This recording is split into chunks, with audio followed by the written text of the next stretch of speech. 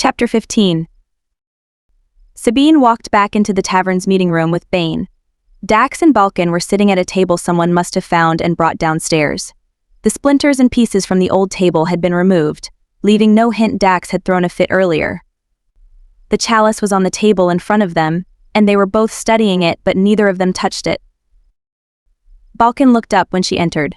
"Good, you've returned. Your protector informed me you've been communing with dragons." "It would have been nice if someone had shared that with me earlier," Sabine grumbled and slid into a seat. "But yes, he's sworn a blood oath not to harm me, but he's a subject best discussed another day. A dragon as an ally may give you an advantage in dealing with the Fae," Balkan suggested, his golden eyes gleaming. Sabine frowned. "Only if the dragon decides to eat them. They'll be more inclined to double their efforts in killing me if they think I'm friendly with the enemy." Bane chuckled and placed a glass of wine on the table in front of her. "You were kinder to him than I expected, although I did enjoy watching you toss him into the side of his ship." Dax's mouth curved into a satisfied smile. Before he could say anything, Sabine pinned him with a glare. "Don't start." Balkan's whiskers twitched, and he gestured to the chalice in front of them. "Tell me your impressions when you first touched it, my darling kitten." She sighed and picked up the wine Bane had poured for her. Taking a sip, she studied the chalice sitting in the center of the table. It was pretty enough and valuable on its own merit, but now she had to wonder if it was truly one of the artifacts Malek was hunting. It all happened very quickly. Dax picked it up first, and it was obvious he'd been caught in a trap. There were layers of magic wrapped around it, and I could see the power trying to bind him. I'd only seen a lich ward once before when Elder Toma Vertina demonstrated it. The binding on the chalice was similar. Balkan nodded and gestured for her to continue. She tilted her head, considering the artifact and trying to piece together her memories. "I believe the lich ward was the last magic applied and Dax was its intended target. I was able to transfer the lich ward to myself by using the pact you formed between us.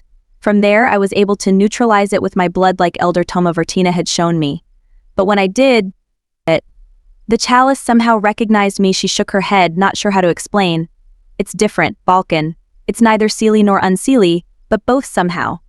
I think it recognized my magic as being similar. I was hoping you might know more about it." "Malek believes it's one of the artifacts used to seal the dragon portal," Bane said, dropping into one of the empty chairs.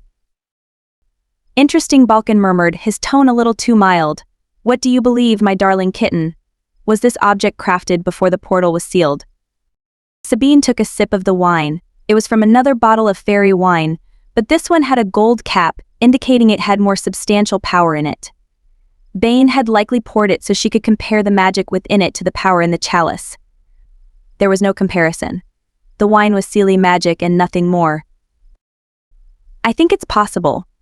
Before the portal was closed, the Fae were one people, neither seelie nor unseelie. I don't know how different Fae magic was back then, but it was much closer to the true magic of the gods. I sensed something similar from the chalice when I picked it up." Balkan nodded and leaned back.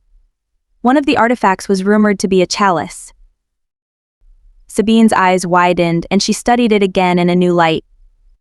"My mother told me stories about the artifacts of power, but she never told me what they were. If this is the same one from legend, why would it have been hidden in a human city? I assumed it would have been kept with our keepers of knowledge." Balkan steepled his clawed hands together as his eyes took on a faraway slant. It was entirely possible he was trying to recall something from long ago. Balkan had lived longer than everyone in the room combined. Occasionally, it took him a while to sort through his memories. He tapped his claws, clicking them together lightly. Sabine had witnessed him rip apart intruders with those claws when they'd trespassed into the Silver Forest. Yet she'd never been afraid of him. Balkan was the one person she trusted most in this world.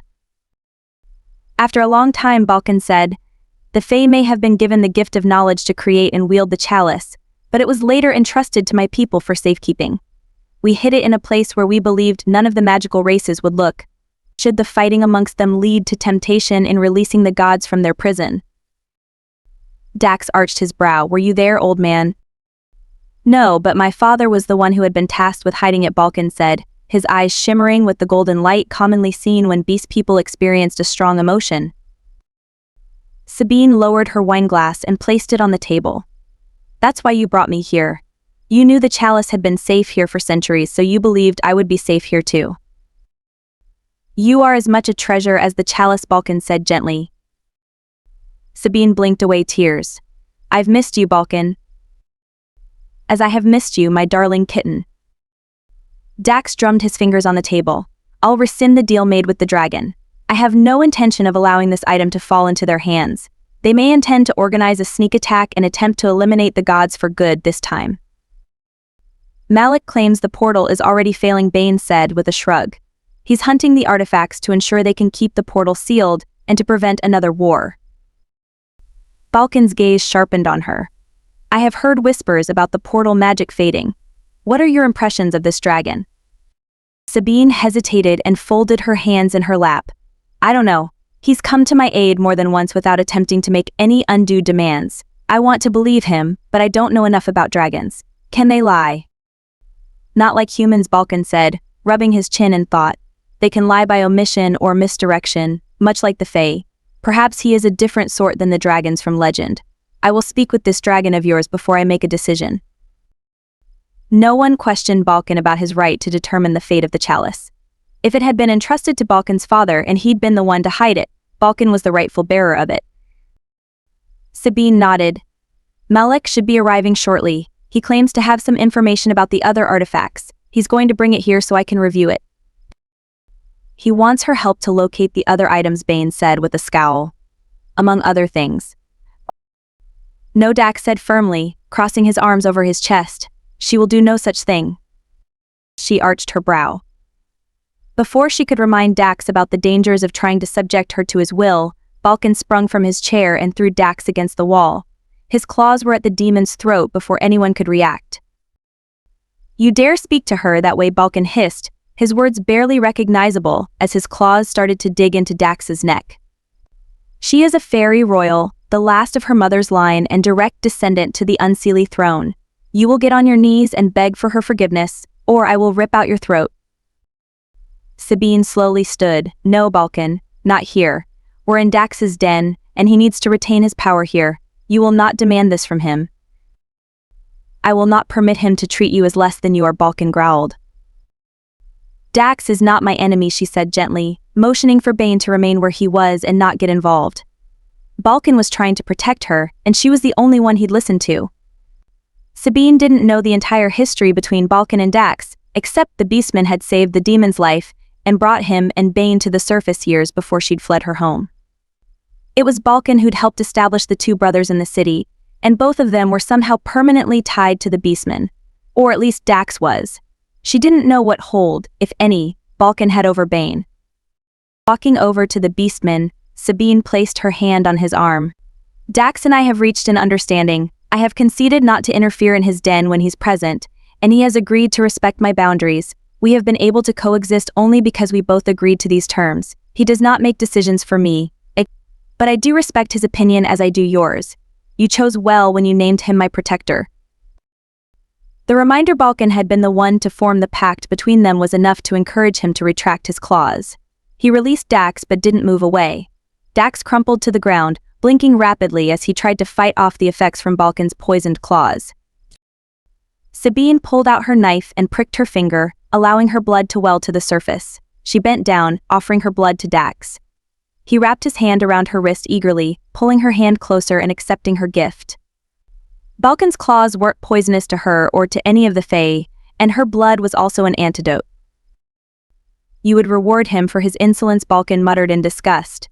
He would not have died from so little poison, but perhaps he might learn a lesson. No, it wouldn't kill him, she agreed and stood, watching as Dax shook off the lingering effects. Dax is stronger than that, but I will not have my protector weakened when I need him at full strength. You taught me that, Balkan. I remember your lessons. Very well, Balkan frowned and glared at Dax, who was still on the ground. You will remember your life is a gift only because my mistress wills it. Understood, Dax said, pushing up from the floor. Sabine hooked her arm through Balkan's and led him back to the table and away from Dax. Even on the best of days, Dax had a way of getting under people's skin. I'm pleased to see you again, but I wish it were under better circumstances. The message you sent to Dax was vague. Will you tell me about the seer's vision that brought you here? He patted her hand idly. Usagi is very old. She spends much of her time in dreams, rarely awakening. When she does, her confusion makes it difficult to separate her visions from reality. She came to me under the cover of darkness several days ago and told me of whispers from the spirit world. I came to you immediately. A sense of foreboding fell over Sabine. Usagi was more than just old. She'd lived through the worst of the Dragon War and had seen the portal collapse. As one of the most ancient elders, Usagi held a special place of honor amongst the beast people. Even the Fae treated her with no small amount of respect. Usagi's visions had foretold the death of Sabine's mother, and any warnings from her needed to be taken seriously. Sabine frowned. What did she tell you? She dreamed of a battle on stone streets. The moon fell into darkness. An ancient iron blade forged in dragonfire. Death. Plots within plots. A crossroads and a choice Balkan paused, staring at the chalice still untouched on the table. When she awakened from her vision, Usagi was more clear-headed than I have seen in a century. She urged me to find you with great haste, warning me you were in danger. Sabine blanched. She named me specifically. Balkan gave her a curt nod. She spoke your name, Sabine Theria. Twice the moon will be shrouded in darkness. The third time heralds the return of the wild hunt. Bane stood and walked over to her, his frown deepening. You've cloaked the moon twice now, haven't you, little one? Sabine managed to nod, thoroughly shaken. Yes, the night I was ambushed, I hid the moon and was forced to pull power through the ground to escape. The second was the night we stole the chalice. I lost my glamour that night when I broke the lich ward. I wasn't shielded either time. She muttered a curse at her carelessness. She'd known it was a risk both times, but her options had been limited. My father must have sensed my magic. Either that, or he still has people searching for me. Your father will never stop hunting you, Balkan said, his tone sharp and biting. As long as you are alive, you will remain a threat to your father and brother. Do not grow so accustomed to pretending to be human you forget yourself and the danger surrounding you. Sabine looked away and didn't respond. It was impossible to forget she wasn't one of them, but it wasn't as difficult to slide into the role of pretending to be human anymore. She'd blurred the lines for so long that wearing the glamour had become second nature. The most challenging aspect had been tempering her magic and relying upon it less. She may have stunted her magical growth, but she'd enriched herself in other ways and strengthened some of her lesser talents.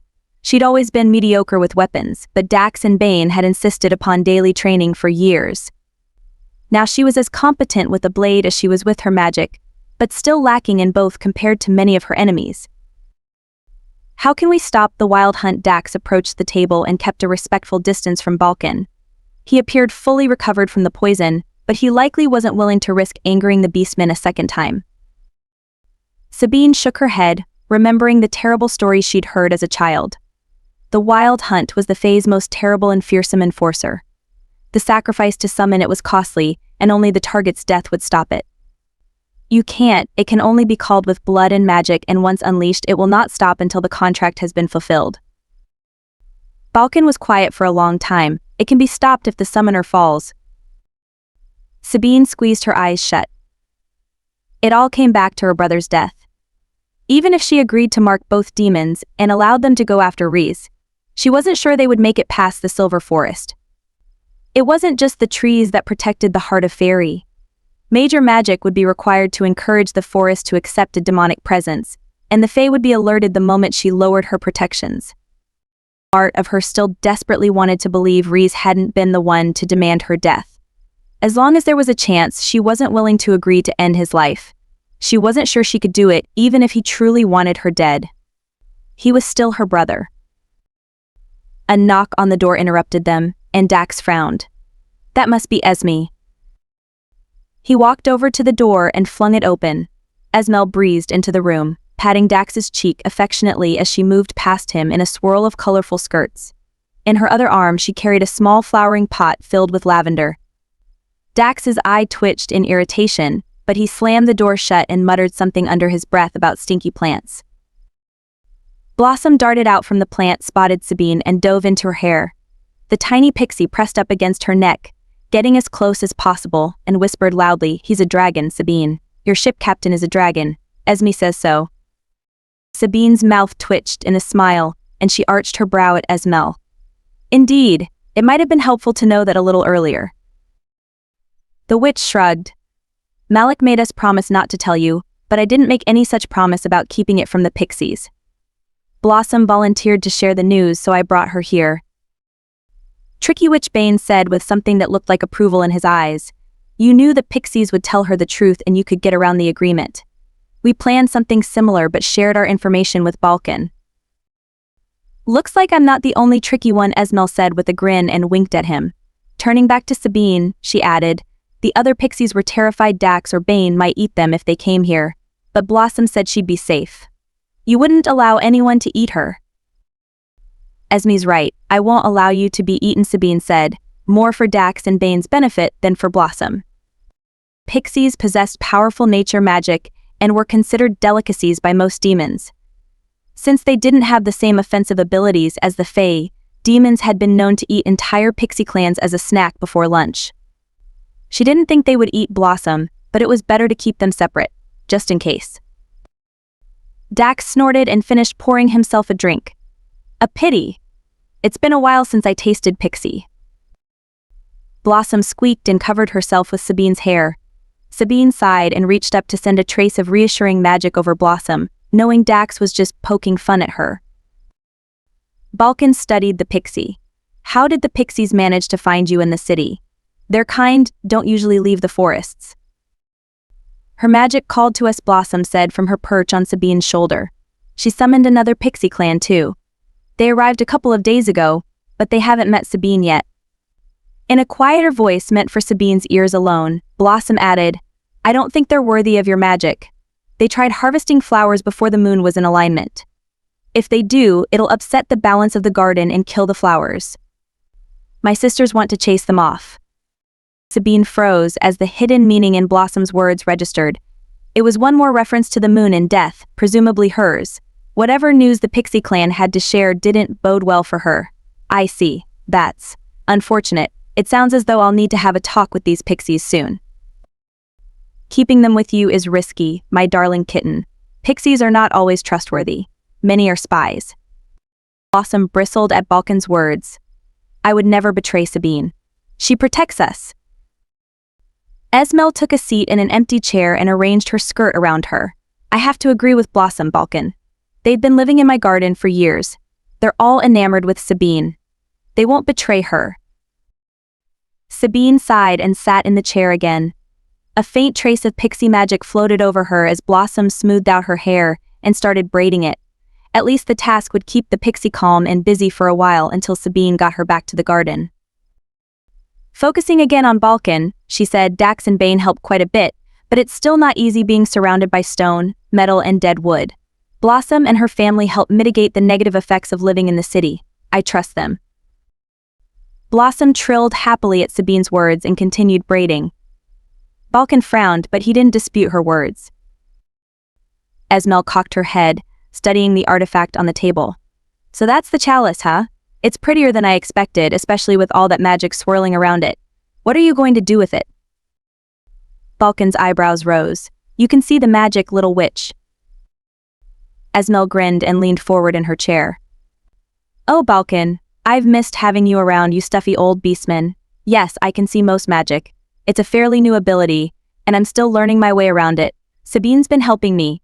The colors surrounding the chalice are almost identical to Sabine's power. Well, when she's not hiding behind layers and layers of glamour. You have grown more skilled. Balkan walked over and patted Esmel on the head as though she were a small child. Sabine bit back a smile at Esmel's nonplussed expression. Balkan thought highly of Esmel and her abilities, but he tended to treat everyone like children. Granted, part of that was probably because they were little more than toddlers compared to him. But Esmel was a witch in her prime. Even though she'd live an extended life beyond most mundane humans, she wouldn't be as long-lived as other magical races. Other than Malik, only the people in this room had seen her without glamour. Esme had been instrumental in helping Sabine adjust her illusion to appear more human. The witch was the first human Sabine had ever met, which was part of the reason Balkan had enlisted her aid. Those first lessons in sloughing off her Fae mannerisms and becoming proficient in the common tongue had been mostly handled by Esme. In exchange, Sabine had agreed to teach the witch additional magic. Balkan continued walking around the table to Sabine. To answer your question, I have not yet decided what I shall do with the chalice. He paused, placing his hand on Sabine's shoulder and squeezed gently. Despite our efforts, I am afraid none of my treasures may be safe here in the city. I will not risk losing either of them. Bane and Dax tensed at his words. Sabine lowered her gaze and took a steadying breath, suspecting Balkan was right. The thought of leaving the people she'd grown to care so much about caused her heart to stutter in her chest. But staying would endanger all of them. If no, when the wild hunt made their appearance, casualties were considered acceptable as long as the hunt fulfilled its purpose. Humans, especially the defenseless children and acros, wouldn't stand a chance. Esmel frowned. We can fight it, can't we? If we all stand together, we should be able to protect Sabine. She escaped from it once before. That was different, Sabine admitted and picked up her glass of wine. The hunt was once formed from unseelie magic. Over time, it developed its own awareness and changed. The magic has become wild, not something controlled by the Fae. Sabine took a sip of her wine, absorbing the magic within it and infusing it with hers. The unpleasant thoughts in her head made the wine taste like ash.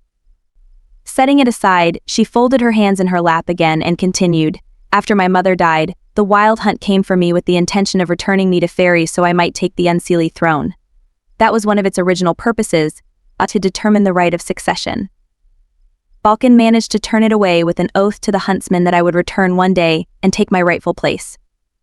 If I return to fairy now, I won't survive it. My father will see me dead, and I don't believe I'm strong enough yet to stand against him.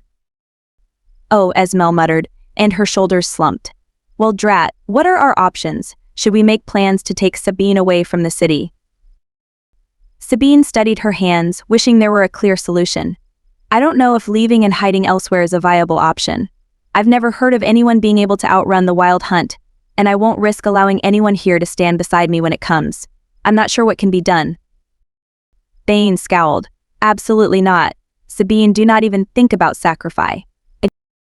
At Balkan's threatening growl, Sabine held Bane's gaze and shook her head in warning. The demon glanced over at Balkan, his eyes flashing to silver briefly. Bane wasn't happy at her request for silence, but she didn't want another confrontation with Balkan.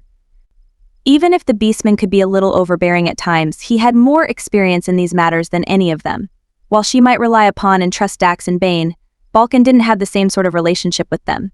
She needed Balkan's help. He'd managed to keep her alive this long. Hopefully he might have some insight into how she could escape from this mess. Someone knocked on the door, and Dax pushed away from the table. He strolled over to the door, opened it a crack, and snapped, I told you no interruptions. The next person who knocks on this door will have their head removed from their shoulders. The slightest trace of hesitation colored Javen's words as he said, Apologies, Dax. I know you don't wish to be disturbed, but the ship captain has returned. He claims Sabine is expecting him. Fine. Send him in, Dax said with disgust and turned away, prowling over to the far side of the room where he kept a selection of liquor. I should have killed the ship captain when he first arrived. Javen stepped aside, allowing Malik to enter the room, and then closed the door behind him. If Malik had heard Dax's remark, he chose not to comment. Instead, Malik paused, taking in the room's occupants before his gaze fell on Sabine. His expression softened, and a trace of lingering regret filled his eyes. In that moment, Sabine knew she'd been right about trusting him, despite the secrets they'd kept from each other. Balkan moved to stand beside her, drawing Malik's attention. Malik gave the beastman a small nod in greeting, acknowledging his presence but nothing more. If they'd been in a formal fairy court setting, such a move would have been expected. The fact Malik had known the proper greeting to one of the beast people was surprising and disconcerting. But nothing much should surprise her anymore when it came to Malik. The self-proclaimed ship captain had proven to be skilled at adapting no matter the circumstances. Before Sabine could address him or introduce Balkan, Blossom abandoned her braiding and darted out from her hair. The tiny pixie fluttered around Malik, inspecting him from various angles. Are you really a dragon? I heard they smell like burned leaves, but you don't, and where's your tail? Dragons are supposed to have a tail. Big teeth too, and fire magic. A laugh bubbled out of Esmel. Malik glanced over at Sabine and arched his eyebrow. The deviation from protocol eased the worst of the tension in the room. Sabine's mouth twitched in a smile. He's really a dragon, Blossom. The warding medallion around his neck is still active. Maybe you can convince him to take it off later. She gestured to Balkan, who was still in a defensive position beside her and too well trained to relax over a pixie's wayward comments.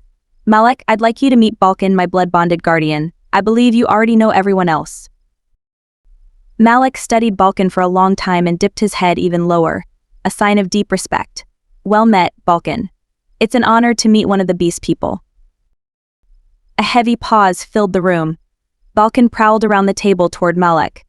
So you're the dragon wanting to get his hands on the artifacts used to seal the portal, and you want to use my mistress to do so. Sabine remained still, curious how Malek would handle Balkan's questions. I am, but only if she is willing, Malek agreed and glanced at Sabine again. He gestured to the small wooden box under his arm. I brought some of my notes detailing my search. It's my hope Sabine will consent to aid me in my hunt for the missing artifacts. If not, I will continue my search elsewhere. I mean her no harm, regardless of her decision. Balkan's pelt shifted, smoothing over in the way it did when he eased out of fight mode. It could change instantly, but Malek's comments had in some small way reassured Balkan. The beastman didn't trust easily, but he was at least willing to hear Malek out. Sabine nodded at Balkan, and he gestured for Malek to place the box on the table. The box itself was rather unremarkable, but it appeared to have been carved from one solid piece of wood. Rune symbols of protection had been etched into silver locks, the only ornamentation on the container. Malek unfastened the locking mechanism and slid it open. Curious, Sabine walked over to the box and watched as Malek withdrew a large stack of parchment. Her eyes widened in surprise. He'd obviously dedicated a significant amount of time to this endeavor. Blossom darted back over to Sabine's shoulder and under her hair. Sabine ignored her giggles and the light tugging as the pixie started braiding her hair again. Malek spread out his notes on the table. I've brought most of my research, including information acquired by some of my family members over the years. When we first realized the portal was failing, we believed the Fae or the gods themselves had found a way to deactivate it. We've spent years trying to identify and search for the artifacts used in the original workings to seal it. Sabine picked up one of the loose parchment pieces. It was a sketch of a chalice that bore a striking resemblance to the one currently sitting on the table. How did you come to learn about this one? Malek studied the drawing she held. When I was a child, my grandmother told me the story about the portal. She saw the chalice once, before it was passed along to the cupbearer to hide. The sketch was made by her hand, years before we realized the portal was becoming active once again. I found the sketch in her belongings after she left this world. Sabine nodded, staring at the drawing again. The flowing signature at the bottom caught her attention. She didn't recognize the clan name, but the name Alessandria was definitely Fae in origin. Balkan rifled through the papers, skimming over each one briefly before he moved on to the next. He looked at the sketch in Sabine's hand and growled low in his throat. I recognize that name. It was believed Alessandria was killed in a skirmish with the dragons after the portal was closed. You claim she was living in the Sky Cities. Malek nodded. She was captured but later freed. The story I heard was, she'd been injured by an iron blade and left for dead. My grandfather found her after the battle had been won. He was so enamored with her beauty, he brought her back to the Sky Cities and offered a boon to any healer who managed to save her life. Sabine looked up at Malek in surprise. Any wounds made from an iron weapon usually acted like a lethal poison to a Fae, moving throughout their bloodstream and cutting off their ties to their magic. Iron wasn't native to this world, but the dragons had found a way to bring the rocks from the heavens and through the portal. When combined with dragonfire, these meteorites could be crafted into iron weapons. Did she recover fully? He smiled down at her and nodded. Yes, it took a great number of healers and many years before she regained her strength. While she was recovering, my grandfather visited her often. At first, she didn't want anything to do with him. He started bringing her gifts, hoping her feelings toward him would eventually change. A dragon parting with their horde Dax scoffed in disbelief and walked to the sidebar to pour himself another drink. Esmel wrinkled her nose at Dax. You're one to talk. How many gifts have you given to Sabine after you've made her angry? Ignoring Dax's scowl, Sabine asked, was that enough for her feelings to change? Malek glanced down at her hand on his arm, and his gaze softened. She hadn't realized she'd reached out to him.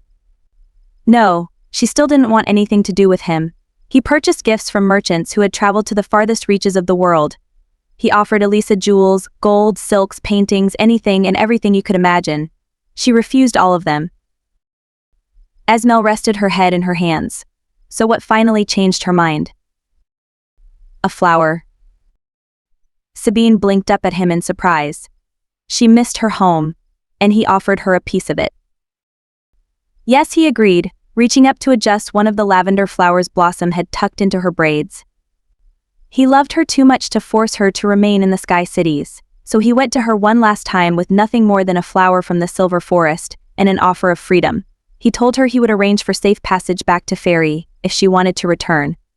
And if not, he said his ship would take her anywhere in the world if she wanted to travel. But she didn't want to go. She'd fallen in love with him too, Sabine guessed, wondering how she would have handled it if she'd been in the same position.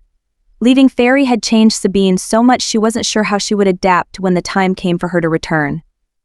She'd seen and done too much to fall back easily into that way of life, even if part of her desperately missed it. Malik nodded. Elisa used her magic on the flower, making it grow and designing an entire garden in tribute to it. That garden thrived for the rest of her life and was a constant source of enjoyment for our family. My grandfather frequently kept an eye out for more plants from the Silver Forest, and Elisa added them to her garden. That's how the pixies found her, isn't it? Sabine asked, recalling pieces of the story Malik had already shared. I believe so. One day they just appeared in her garden, and my grandmother was thrilled. She used to say she had her very own piece of fairy, right in the Sky Cities. Bane arched his brow.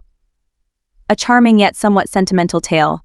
I've heard other much more believable stories about dragons and their fae captives, not to mention the ugly reality of everything that entailed. It's unlikely he would have allowed her to leave. Sabine paused and pulled her hand away from Malik in acknowledgement of Bane's warning. You don't believe he could have charmed her? Anything is possible, Bane admitted, picking up her wine and bringing it over to where Sabine stood.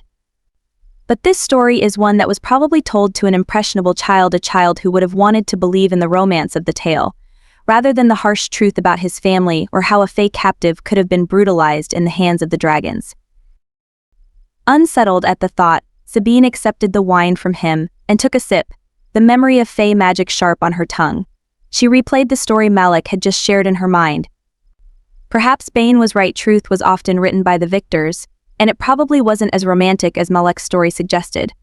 But maybe there was an element of truth somewhere. Malik looked down at Sabine. I wasn't there, so I can only share with you what I've heard. That was the version of the story my grandmother told me. One day I asked her if she missed her home and wanted to go back. She told me she didn't. My grandfather had even offered to send word to her family, letting them know she was alive and well, but she refused. She didn't think they would understand her decision to stay. It was better, she said, for them to think she had perished during the battle. Ellis Andrea was correct, Balkan said, putting the parchment he'd been reviewing back in the box. I did not know her personally, but I heard stories. Ellis Andrea was skilled in nature magic and was able to communicate directly with the silver trees. It was by her blood and magic that one of the strongest rings of protective trees was grown and became sentient in the Silver Forest. They were her children. When the trees attacked the invading dragons, the dragons burned that area of the forest to the ground. Sabine shook her head, her heart breaking for the loss of the forest. I've never understood why they attacked the trees. They're only part of Fairy's defense, not designed for an offensive attack. Balkan patted her shoulder in understanding. It was a different time, my darling kitten. The magic of this world was being used by the gods to battle the dragons in the heavens, and very little was left over for the creatures here trying to defend the world. The Fae were dying at an alarming rate, and this world along with them. They needed the Silver Forest and the Beast People to help protect them from extinction. I think I'm missing something, Esmel said with a frown. Why would the dragons have focused on the Fae and the Silver Forest? It's such a small piece of territory. I thought their war was with the gods. Sabine gave her a sad smile, recalling the lessons from her youth. It was, but the Fae have always been the caretakers of this world. We were gifted with the magic of the gods, and as we nurtured this world, our power grew as did that of the gods. Once, at the height of our power, the silver forests covered much of this continent and far beyond it, but as Balkan mentioned, the trees weren't always sentient.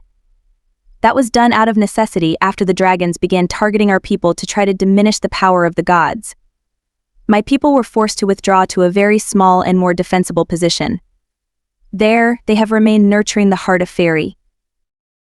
A lot of the pixie clans died too, Blossom said as she darted over to grab another bunch of lavender flowers. She buried her nose in the petals and added, when the forests and flowers died, we didn't have anywhere to go. Nothing would grow in the sand or without the Fae to give life to the soil. It was the starving times, we remember. At the sight of Blossom's distress, Sabine held out her hand. Blossom landed on her palm, and Sabine sent a light wave of reassuring magic over the tiny pixie. It wasn't just the Fae who had suffered during the war. The effects had spread far and wide, blanketing large portions of the world and rendering some areas mostly barren. Even after the portal had been closed, the Fae were reluctant to venture far from Fairy. It was too dangerous, and their numbers were too few. The world had suffered as a result. I haven't heard it referred to as the starving times for many years. The pixie's correct though.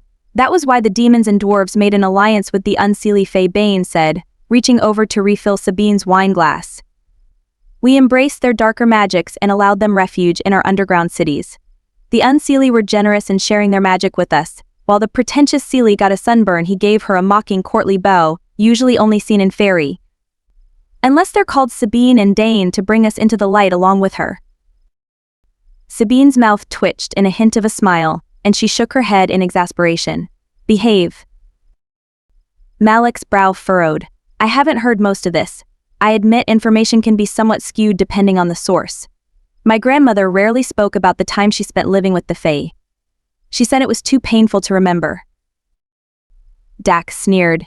Convenient you only remember the sentimental and romantic parts of the story, especially given your desire for Sabine to assist you. He put his mug on the table with a clank and gestured to Sabine. Regardless of what you claim, your presence here and knowing Sabine's identity puts her in danger. And that I will not tolerate. Malik arched his brow. No more a danger than consorting with demons. Dax slapped his hand to his weapon. Sabine tensed and started to intervene, but Balkan moved in front of Dax. Enough, Balkan said, a trace of a growl in his voice. I will speak with this dragon in private.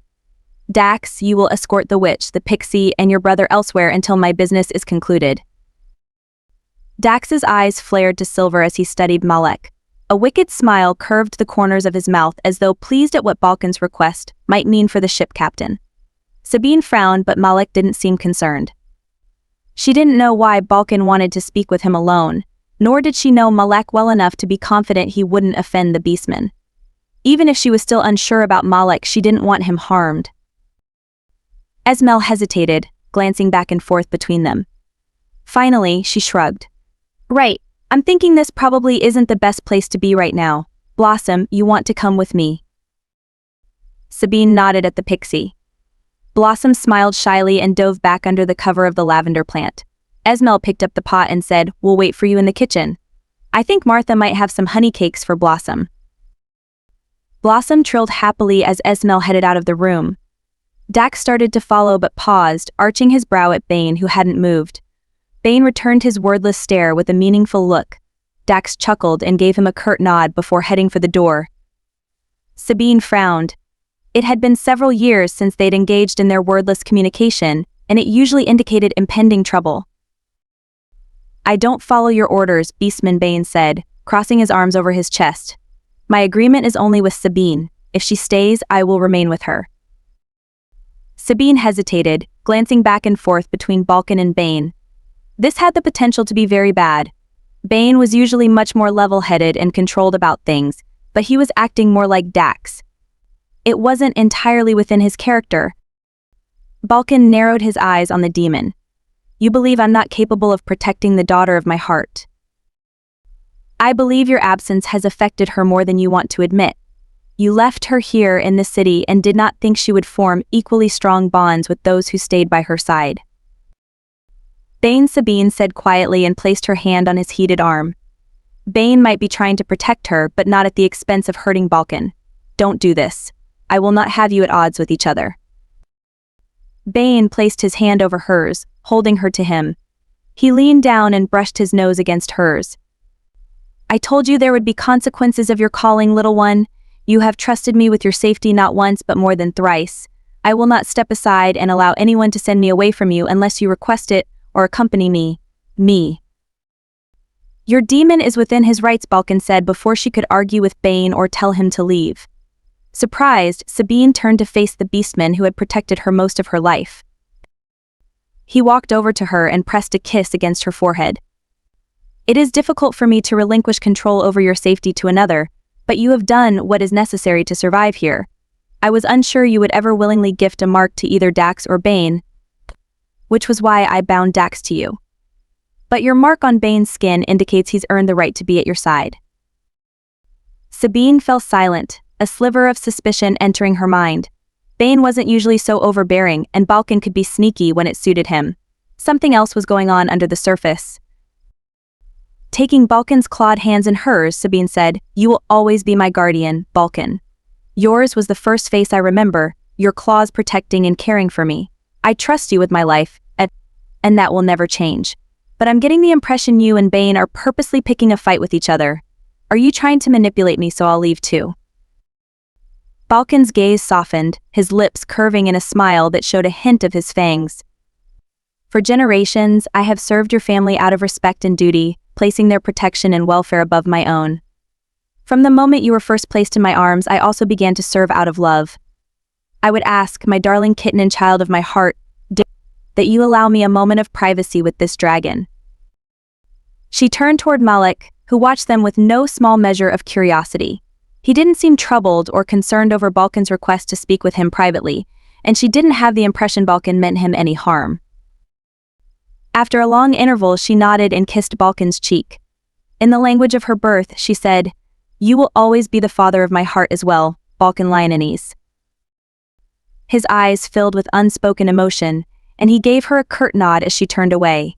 Taking Bane's arm, she headed out of the room. Bane closed the door behind them and led her down the hallway in the direction of the kitchen. "I will not apologize for what I said to him," Bane said in a low voice. "I didn't expect you would, but either one of you could have asked me to go," Sabine said with a sigh, her thoughts considering different possibilities about why Balkan wanted to speak with Malik. Balkan couldn't order her to leave, since her rank surpassed his. The Beast People and even most of the Fae were sticklers for protocol and social niceties. Her experiences in Akros had stripped her of much of that. The learning curve upon arrival in the city had been steep. She'd been more than a little arrogant and self-assured. Dax and Bane had both delighted in teaching her the errors of her ways. "You don't need to worry. He won't kill the dragon." Sabine paused, turning to look up at Bane. "Then I was right about that being a ruse to get rid of me. Do you know why he wanted to speak with Malik alone?" Bane inclined his head and continued walking. She glared at his retreating figure, knowing he was purposely being difficult so she would follow him. Bane glanced at her over his shoulder, with a teasing grin on his face. "You coming?" "At least Balkan tries to give me the illusion he's listening to me," she grumbled but continued down the hall. He slowed his footsteps until she caught up. "You've always known who and what I am, little one. If you strongly objected to our desire to give Balkan privacy with the dragon, you never would have agreed to leave that room." She shrugged. "You think I'm foolish for wanting to trust Malik, don't you?" Bane hesitated. "Not foolish, but it's not wise either. I know you miss your own kind, Sabine. The issues between Dax and myself have only made things more difficult for you. Malik possesses powerful magic, and he knows some of the truth about you. I imagine that's very appealing." Sabine didn't answer right away. Bane had always had a talent for cutting to the heart of the matter, a trait that had proven to make him an effective assassin, and one that was annoying in every other situation. "You believe I'm looking to him as a possible replacement for what I've lost, haven't you?" he asked mildly, putting his hand on her back and leading her down the hall. "If you were still living amongst your people and surrounded by their magic, would you even consider opening your heart and memories to a dragon? Or a demon, for that matter?" When she frowned, Bane continued, "You've marked both of us, little one. While mine is permanent, you've made repeated efforts to reapply Malik's marker. I've never known you to leave an unclaimed mark in place for so long. Especially one that's most likely trivial in nature. You want that connection with him. That small trace of his magic filtering through your mark reminds you of home." Sabine stopped walking and squeezed her eyes shut as his words crashed over her. "How long have you known?" "I suspected when I drank of your shared wine," he said quietly. "It was confirmed when Dax told me how often you'd been reapplying Malik's debt marker. What agreement does it represent?" Sabine blew out a breath. Somewhat surprised Dax hadn't killed Malik when he'd learned what she'd done. Nothing more than an intent to share dinner. I tried to tell myself I wanted to protect him from Dax. That was only part of the truth. Sabine lowered her gaze to stare at the cold, stone floor. "You're right. About all of it. Malik reminded me of everything I've lost. The first words he spoke to me were in Fae and in an oath of no harm. It was as though he recognized me even with the glamour." Bane tipped her chin back so he could look into her eyes. "I know neither Dax nor I can give you what you truly need. We speak to the unseelie magic in your heart, and that's only one aspect to you. I won't pretend to understand the rest of your desires, but I don't know if a dragon can either." Sabine wrapped her hand around Bane's wrist. "You told Balkan everything, didn't you? That's why he wanted to speak to Malik alone. If we cannot find an outlet for your seelie magic, I fear we may lose you," Bane admitted, resting his forehead against hers. "Your powers hadn't fully developed when you left Fairy. Both aspects of your magic are still growing and evolving, and we don't have an elder who can help harness your abilities by etching your skin. The pixies in Esmel's garden are no longer enough to sustain you." She frowned, unsure if the tattooed marks on her skin would be enough at this point. She could only pour so much of her magic into Esme's garden before people started to notice. Magic needed an outlet, and she'd been pretending to be human and repressing hers for far too long. "Balkan believes Malik might be able to temper my seelie magic." Bane sighed. "I'm still of the mind the only tolerable dragon is a dead one. Dax agrees with that sentiment, but Balkan was intrigued by the possibility, especially when he learned how Malik was able to revive you with dragonfire. I suspect that's partly how Ilis Andrea was able to remain living in the Sky Cities for so long." Sabine's eyes widened and she glanced back down the hallway. Malik's grandmother would have been seelie. The ability to grow or bring the silver trees to awareness is seelie magic. "Indeed," Bane said quietly, putting his hand on her back again to lead her away. "Even if Malik can help offset the effects and hide you from the Fae, you must never forget his true identity. Bind him to you if you must. But tread carefully, little one. I will see him dead and broken before I allow him to steal you away to the Sky Cities and out of our reach forever." We're all in agreement. Chapter 16. The sound of voices and Esmel's laughter could be heard as Sabine and Bane approached the kitchen. It immediately put a smile on her face, and she entered the room to find Esmel sitting at the table with Dax and Javin. Blossom was perched on the table in front of one of the largest honey cakes Sabine had ever seen. The look of complete rapture on the pixie's face was comical. "You're going to get her sick," Sabine warned, trying to suppress a laugh. "I won't get sick," Blossom said with her cheeks bulging. Although it sounded more like, "Ah wah gage ache." Esmel laughed again. "Sabine's right. You really should consider taking either smaller bites or slowing down. Martha said that cake was meant to feed your whole family." Blossom swallowed and wiped her mouth with the back of her hand. "Nope. They don't get cake. They were too scared of the demons to tell Sabine the truth. It's my cake now." Sabine shook her head and walked over to the counter. Picking up a small saucer, she filled it with water and brought it over to the table for the pixie. "Pace yourself, Blossom. You can eat your fill and still have enough to take some to your family and the new pixie clan." Tried to pick flowers. "Wrong, Moon. They don't get cake either," Blossom said and broke off another chunk of the honey cake. She dumped it into the water and shoved it into her mouth. Her cheeks bulged at the oversized bite again, and she started chewing. Sabine sighed. It looked like she was going to have to deal with a sick pixie. Dax grinned. "If the pixie's too sick to fly, I'm keeping her. I have an ale that will go quite nicely with the tart taste of pixies." Blossom's eyes widened. She squeaked, causing cake crumbs to fly out of her mouth and over the table. She dove into Sabine's hair and up against her neck, trembling in fear. "You're not eating Blossom," Sabine said as Blossom hugged her neck. "And you, Blossom, had better not be getting crumbs in my hair." Nah," Blossom said, which Sabine guessed meant, "I'm not." She rolled her eyes, not believing that for a minute. Esmel laughed again and leaned forward, tearing off a piece of the honey cake for herself. "Dax and I were taking bets over whether you and Bane would come out here together. Looks like I lost." Dax leaned back in his chair, his expression smug. "Want to know what I won, Sabine?" "Nope, I've had enough experience with your bets that I don't want to know the answer." She pointed at Esmel. "You should know better too. Dax doesn't bet on anything unless he knows he's going to win." Javen chuckled. "She knows you well." Dax grinned and took another sip of his ale. Bane walked around the table and toward the window, staring out into the waning sunlight. Sabine frowned and approached him, curious about what had caught his attention. He tensed, grabbed her arm, and hauled her backward. "City guards," he said quietly, jerking his head toward the window. "A lot of them. A few mercenaries too, based on their clothing. They're surrounding the tavern." Without a word, Dax leaped across the table and peered out the window. "They're not any of mine. It's that damned councilman. I don't like the timing of this. They're hitting us right before the tavern is about to open for regular business." Javen's hand flew to the sword strapped to his waist. "Orders." Without turning, Dax said, "Bane, escort Sabine and Esmel to the tunnels.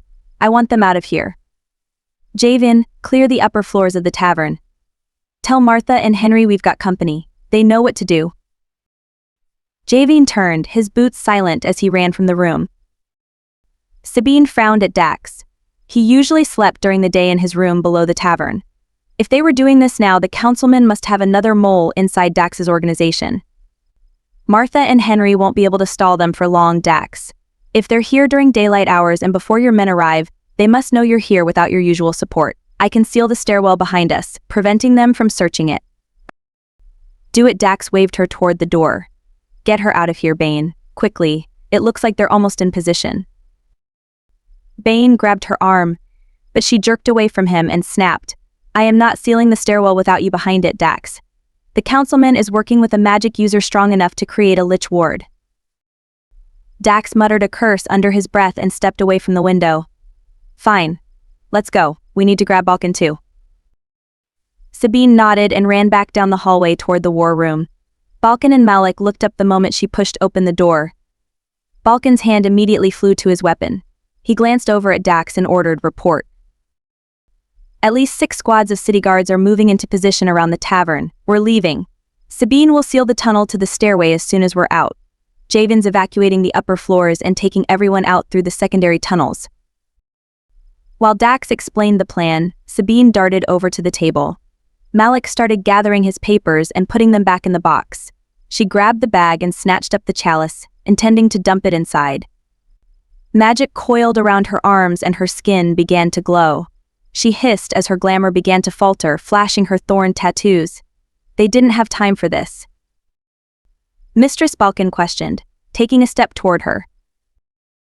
She ignored him, busy concentrating on the chalice and the layers of magic encircling it. Belatedly, she realized she should have used the bag to pick it up.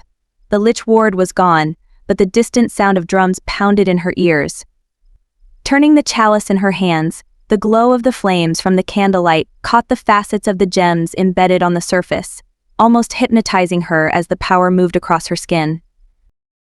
A sudden realization hit her, staggering her in shock. The chalice wanted to be used. It was sentient, aware of the approaching danger. It had claimed her as worthy of possessing it. If she needed help defending her friends, the chalice offered its assistance. But like most Fae magic, this wasn't a gift. It demanded a sacrifice, a binding of sorts, for it to be hers. She swallowed, unable to tear her eyes away from it. Sabine Malik asked, approaching her quietly. "Can you release it, daughter? Accept this gift. You will be blessed." "It knows me," she whispered, shocked to her core at the familiar voice. Dimly, she was aware she'd spoken in Fae the same language it had used when speaking to her. The chalice warmed in her hand, but it didn't burn her. Its magical tendrils continued moving upward along her skin, exploring and tasting her magic. She closed her eyes, falling into the magic and exploring it in the same way it was doing to her. Peace, unlike anything she'd known outside of fairy, filled her as the remaining vestiges of her glamour fall away. A sacrifice was due. A demand for recognition of her magic and blood. Reaching down, she withdrew her knife and sliced open her palm. All blood, heady with the scent of her magic, welled to the surface and dripped from the wound. Her hand pressed over the top of the chalice, allowing the dark red liquid to spill into it. Power infused her words as she spoke the oath whispered to her by the chalice. I claim you by blood and magic. In tribute to the gods and the last sacrifice of the goddess Lochlinna, I swear by all I am and the last of the magic of this world to uphold my family's oath in defense from those who would see this world destroyed. The chalice began to glow brighter and sharper until it became nearly blinding. It lifted from her hand, hovering in the air overhead, heating her blood within it. The sound of drums pounded in her temples, beating a staccato rhythm in time with her heartbeat. As I will it, the pact is sealed. Light and magic exploded from the chalice, dropping Sabine to her knees. Her knife clattered to the ground, and she took a staggered breath as the power of the chalice settled over her, like a thick blanket. It raced up her arms and down the rest of her body, the marks on her arms glowing and pulsing in time with her heartbeat and the drums. She lowered her head, her partially unbound silvered hair falling over her face. Pain. Liquid fire. It seared over her skin, forming a new mark. An image of the chalice seared into the flesh on the inside of her wrist, glowing in the same way of her existing marks. She gritted her teeth from the pain, accepting this binding and the power it represented. Memories, sharp and bitter, flooded her mind as the hours of the Elder's markings became alive again. It was as though the magic of the chalice was using those years of pain to solidify this binding. When it finished, only the faint pulse of the new mark on her skin remained. Sabine took a shaky breath and lifted her gaze to stare at the chalice now resting at the edge of the table. It was only a symbol, a vessel designed to contain the source of power capable of sealing the portal closed. The magic of the chalice was now part of her, as evidenced by the new mark on her skin. Even if she was no longer touching it, she could draw upon its strength. For all intents and purposes, she was now the chalice. Picking up her fallen weapon, she slid it back in its sheath and pushed herself up from the ground. Her wound was healed. The blood that had coated the inside of the chalice was also gone, consumed by the magic of the ancient artifact.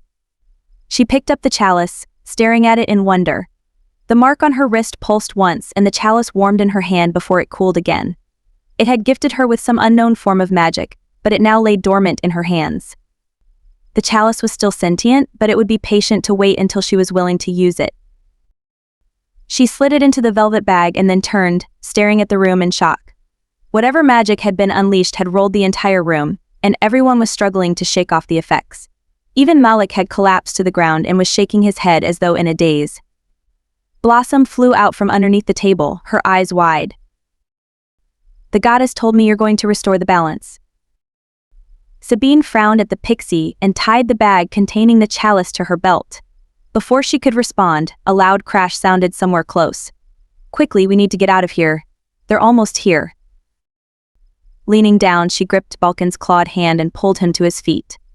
He blinked his golden eyes at her and immediately turned to Esmel, helping her get to her feet. Sabine dropped down beside Malik. Can you stand? He nodded and pushed up from the ground, glancing down at the bag containing the chalice. Are you all right? What did it do to you?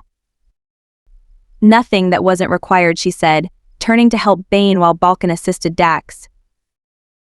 Your glamour, Bane managed, shaking off the worst of the effects. She glanced down at her skin glowing with power and the thorn tattoos winding up her arms. Focusing inwardly, she fumbled, trying to reapply her glamour, but it slid away before she could pin it in place. The goddess doesn't think you need to hide anymore, Blossom said, fluttering in front of her. Sabine scowled with impatience and snapped. With respect to the goddess, she doesn't know the wild hunt is searching for me and wants me dead, nor does she know we have enemies approaching. I cannot risk being recognized here. At her words, her glamour settled across her skin and fixed itself in place. Blossom shrugged. She says you can kill them. They're human. They don't belong in our world. I will not kill the humans, Sabine said, picking up the potted plant of lavender Esme had dropped. I've been tasked with protecting this world and they've become part of it. I don't think she likes that, but she will trust your judgment, Blossom said and waited until Sabine pushed open the door. Sabine ignored the pixie and everyone else, placing the potted plant on the floor in the hallway. She'd initially planned to seal the entry to the stairs, but she wasn't sure what else Dax had hidden on this level. Turning toward Esmel, who had followed her, she asked, "Are you strong enough to combine magic with me?" Esmel nodded and held out her hand. Sabine took it and accepted the nature magic Esmel sent toward her. Infusing it with her power, Sabine grew the lavender plant until the size had overshadowed the entire hallway. She could have done it on her own, but the chalice had left her somewhat shaken. Releasing Esme's hand, she withdrew her knife, cut her fingertip, and squeezed a drop of her blood onto the plant. "Crescero," she whispered, and the plant shimmered. It solidified, becoming more substantial, and took on the appearance of a stone wall. She cut into another finger and etched a locking rune into the wall. It flared with a greenish light and dimmed as the magic settled into place. "To me," she ordered Blossom, and the pixie dove into her hair again. Balkan nodded at her and took up the rear as she followed Dax down the hallway. They descended the stairs and she turned as the door closed behind them. Sabine repeated the action she'd taken upstairs, cutting into her finger and tracing another rune into the door. It flared with a red glow, sealing it with a death curse, and Sabine turned away. No one except those who knew the appropriate rune could pass this doorway. Only a handful of people, including Javen, could open it. "You stole the moon again," Blossom whispered in her ear. "Should we tell Balkan?" Sabine stumbled, her hand hitting the wall as she caught herself before she fell. "What?" "The sun hasn't set yet. There's no moon." Blossom giggled as though she'd said something incredibly funny. "The moon is always there. You just can't see it. But you stole the moon when you accepted the chalice." Balkan frowned at her. "What's wrong?" "The moon," she whispered, suddenly terrified about what this meant. "Blossom said it disappeared when I claimed the chalice. I didn't realize." Balkan muttered a curse, his hand flying to his weapon. "The wild hunt comes." Malik's gaze flew to her and then settled on Blossom. "Are you sure?" Blossom nodded. Sabine called it down with blood and magic. Her magic likes the moon. It obeys her. Balkan, Sabine whispered, fear stealing her strength. He grabbed her arm and pulled her down the tunnel. "Focus, my kitten. The battle is not lost yet. As long as you are alive, we keep fighting. Now move." Power infused his last words and she nodded. Pushing aside her fear, she ran down the tunnel toward the sewers and closer to their escape. She'd originally planned to take them to the crypts, but that was no longer an option. If she'd managed to alert the wild hunt to her location, she wasn't about to bring danger upon the children she'd spent the last several years protecting. Nowhere in the city would be completely safe, but they needed to go somewhere. Esmel's shop was out. The crypt wasn't an option. "Take us to my building on the south end of town," Bane said behind her. She nodded. They could hole up in Bane's lair temporarily, but he was being targeted too. The stolen ledger she'd found in Terrence's home had been proof of that. Still, it was their best option until they figured out an alternative. Bane's men were used to dealing in death. At the entrance to the sewers, Sabine stopped and faced the stone wall. Her knife was still in her hand and she used it to cut another finger. Using her blood, she traced another rune in the wall and pushed her magic outward. The rune began to glow red and the wall shifted, disappearing from sight. She motioned for everyone to follow her. "Walk in my footsteps," she ordered, sending some of her magic into the floor and causing it to glow beneath her steps to light their path. The magic was temporary, no more than a small amount of illumination to guide her companions. She felt more than heard the door seal shut behind Balkan after everyone had passed through. The magic that guided her wasn't something she'd ever been able to fully explain. It wasn't her power, but rather the magic of the gods who had been the founders of this city. She was moving all of them through space and time, somewhere outside the normal realm that couldn't be accessed by any mundane means. Unfortunately, they couldn't linger. If they stopped, they risked being trapped here forever. Only Bane had ever been able to move within this space, but only through the mark she'd gifted him. It was part of the magic of the gods before they'd been exiled. Discovering the secrets of the city had been an accident, but she'd quickly realized the potential benefits and decided to use it for her own purposes. Sabine paused outside another wall, some innate part of her knowing this was the correct location. It had taken more than a year to teach Bane how to listen to the whispers of the darkness, so he could navigate these passages. Toby had picked it up within weeks. She'd assigned him the task of gatekeeper, a job he was intensely proud to hold.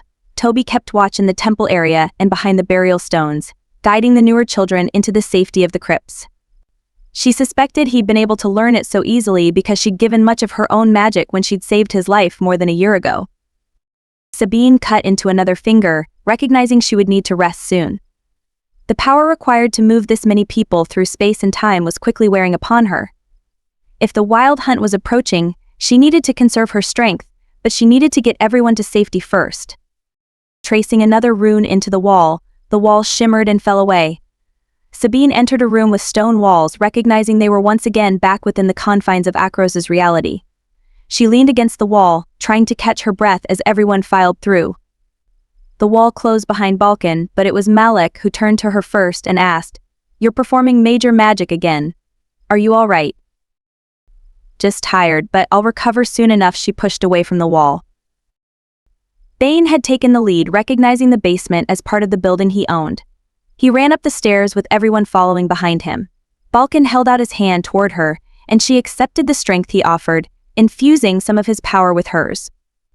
The magic of the beast people was complementary, especially when they were sworn to serve a particular family. Sabine gave him a nod to indicate it was enough. He released her hand, waiting for her to head up the stairs. Bane shouted orders to Evio and some of his men, who were busy equipping weapons and planning how they'd eliminate the city guards surrounding the tavern. Sabine walked into the large dining hall and slumped down in a chair, taking the opportunity to catch her breath. Blossom scooted close to her ear and said, "The goddess says the city is on fire." What she managed, pushing herself back out of the chair. Sabine rushed toward the window and gasped. The sky had prematurely darkened to the deepest clutches of night, with neither the moon nor the sun anywhere in sight. Magic prickled along her skin, warning the darkness consuming the city wasn't natural in design. A golden glow rose from some distant part of the city, in the direction of the tavern. "No," she whispered, pressing her palm against the window. Malik approached her. "What is it?" "The city's on fire." I'm not sure." Sabine swallowed, uncertain and confused. The magic she'd sensed couldn't be from that glow, could it? Turning to the pixie, she asked Blossom, "Did the goddess tell you who is burning the city?" Malik's gaze sharpened on Blossom. "Pixies can speak to the gods." Blossom ignored him and fluttered out of her hair to stare out the window. "She says it's the humans, but the wild hunt comes too. She can help you kill the humans, but she doesn't have enough stored magic yet to destroy the hunt." Sabine frowned. This goddess was a little too eager to kill off the humans. Laklina was the goddess who had betrayed the other gods to provide information on how to close the portal. If her essence had been trapped within the chalice for centuries and then buried in the catacombs, she probably didn't realize how much the world had changed. That would be something to consider later. Esmel's face paled as she watched the golden glow. "They set the tavern on fire to flush everyone out, but the buildings there are too close together. Those idiots are going to destroy the city." Probably, Dax agreed, staring out the window with barely restrained fury. "If the tavern goes, the entire neighborhood will go with it. I've got enough magical objects in my vault to level that entire part of the city." "My shop," Esmel whispered, horror on her face. Sabine swallowed. "Blossom, you need to get to your family and tell them to escape. They're too close to the flames." Blossom landed on her shoulder and leaned against her. "It's okay. They know. The goddess said she'll tell Barley. He'll get the pixies out of the city. They'll be okay. I'm supposed to stay with you. The hunt is searching for you." She barely managed to nod, turning to look at Malik, whose expression had hardened as he stared at the flames on the horizon. "The fire is in the direction of the docks. If the wind shifts, it'll catch the entire wharf." "You should warn your crew and move your ship," Sabine said, searching the skies for any signs of the wild hunt. Malik shook his head. "I'm not leaving you. If you come with me, I can get you and your friends safely out of the city." "What?" He captured her hand and squeezed it. "Come with me, Sabine. I can protect you and help mask your presence from the wild hunt. At the very least, I can give you space to decide your next move. You can't stay here if they're hunting you." Pulling away from him, she shook her head. Dax moved between them and glared at Malik. Back off, dragon. She's not yours. Nor is she yours, Malik said, his eyes narrowing on Dax. Dax's eyes turned silver, and Malik's hand reached up to grasp the medallion around his neck. With a hard pull, Malik yanked it off and dragon power flooded the room. Sabine gasped, backing away from both of them. The power output of both men clashed as a sharp mixture of sulfur and burning embers filled the air. The beastman moved protectively in front of her, claws extended and crouching in a battle stance. Seriously, Esmel snapped, glaring at all of them. You're going to pull this nonsense now? We're under siege here. Pull your heads out of your asses and focus, people. We don't need to be fighting amongst ourselves. A hysterical laugh bubbled out of Sabine, and she clamped a hand over her mouth. The wild hunt was approaching. The city was on fire, and a demon and a dragon were facing each other down and trying to claim her for themselves. And a witch-a-human was the only one with a shred of common sense among them. Esme's right, Sabine managed, throwing a grateful look toward her friend. We don't have time for this. Bane's people might be able to take out the city guards, but they can't stop the wild hunt and the city is still on fire. Whatever we're going to do, we need to figure it out soon. Dax then burst, son of Calthor's Balkan said, his voice infused with power, I call your life debt due. Dax's silver eyes turned to Balkan. The demon dropped to his knees in front of Balkan and lowered his head. It will be done. Fear, cold and insidious, slithered across Sabine's skin. If Balkan was calling Dax's debt due, that meant Dax was preparing to sacrifice himself. Balkan, no, you can't do this, I never agreed to this. Balkan's jaw clenched and he didn't respond. Dax rose to his feet, his eyes still silver, and he stalked toward her. Without a word, he yanked her close and pressed his lips against hers. She tried to struggle, but the demon held her tightly, siphoning off her unseelie magic through the debt marker Balkan had accepted when she was born. The connection between the beastman and Sabine flared to life as magic rushed outward through it and into Dax. Balkan was the bridge connecting them, and he was stealing part of her essence. Malik rushed toward them, but Balkan hauled him backward and whispered something she couldn't hear. Tears streamed down her cheeks, blinding her. Sabine's hands clawed at the demon, trying to scratch or touch any part of Dax's skin to blast him with her magic. He took everything she threw at him, stealing it for himself and bundling her raw power with his. With Balkan's connection active, she couldn't harm him. Panic, potent and staggering, filled her as she continued to fight him, desperate not to give in. She reached downward, fumbling for her weapon, but someone yanked it out of her grasp before she could use it. Her mind screamed, knowing what they were trying to do. This shouldn't be possible. Magic was supposed to be a gift. But this had always been part of Balkan's plan, a last resort if his attempts at hiding her should ever fail. After what felt like an eternity, Dax pulled away, swaying from the rush of her power that now filled him. Dizziness swept over her and darkness crept into the corners of her vision. She felt empty. The chalice at her waist warmed and pulsed in time with the new mark it had placed on her wrist. The worst of the effects passed, stabilizing her. She'd been weakened, significantly. Sabine trembled, her teeth chattering as she stared up at Dax. She'd never begged him for anything, but she was willing to do so now. Please, Dax, don't do this. I don't want to lose you. He pressed his forehead against hers and murmured, This has always been the plan. Did you think it was a coincidence I swore to serve you through Balkan? I would have died years ago if it hadn't been for this pact. You allowed me a chance to live. She reached up to cup his face. This isn't your sacrifice to make. Give me back my magic, Dax. I know you don't want to die. It doesn't have to be like this. Dax, you must go now, Balkan said, his voice colder than she'd heard in a long time. The magic won't fool them for long. Dax gave him a curt nod and pressed a brief kiss against her lips. He winked at her and said, If I live through this, I'm locking you in my room for a week. Dax, she yelled, reaching for him as he pulled away. Bane appeared suddenly. He wrapped his arm around her and hauled her against him. Nuzzling her neck, he said, Calm yourself, Sabine. This must be done. She shook her head, blinking back tears as Esmel approached Dax. The sharp and aromatic scent of crushed herbs filled the room, the telltale sign of nature magic at work. Esmel waved her hands, and Dax's image flickered and shifted, changing the demon's appearance to one almost identical to Sabine's. This was the reason Esmel had helped craft her human illusion. It wasn't just so Sabine could hide amongst the humans. It was also so the witch could determine how to replicate it. "Esme, please," she begged. "Don't do this." Esmel squeezed her eyes shut. "I'm sorry, Sabine. We all knew this would happen one day, and we prepared for this eventuality. We couldn't risk telling you, we knew you would never agree." Sparing her one last glance, Dax drew his weapons and ran from the room, a mirrored image of her human form. A choked sob broke out of her, and she slumped against Bane. His arms tightened around her in reassurance and to restrain her. Balkan turned to Malik. "You made a blood oath to protect Sabine from harm. The final part is yours." Malik hesitated. He held her gaze, searching her expression. "Sabine, I'm... No," she whispered, knowing what was coming and the real reason Balkan had wanted to speak with Malik alone. "You don't owe Balkan anything. There is no debt between you two. There is no gift he can offer that's greater than what I can provide." Balkan's expression became thunderous.